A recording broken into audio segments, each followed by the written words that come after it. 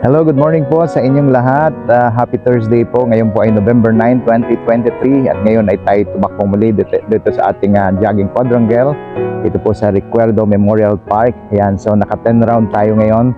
10 rounds plus may extra track tayo na idinagdag sa ating tinatakbuhan. All in all, siguro po mga 12 kilometers ang na-accomplish natin ngayon pong umaga na ito. Yan, sa kumusta po kayong lahat? Ako'y nananalangin na nawa po ay patuloy na kayo at bawat isa sa atin ay makaranas ng biyaya, pabor at pagpapala ng Panginoon sa araw na ito.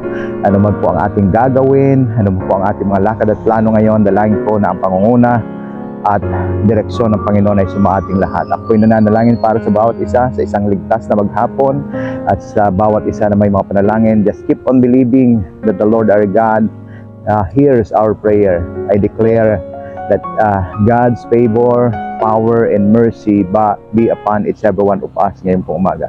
Nananalangin din po ako sa mga may karamdaman ngayon, pagpalain at palakasin kayo ng Panginoon. Humawak lang po tayo sa Panginoon that God is our healer.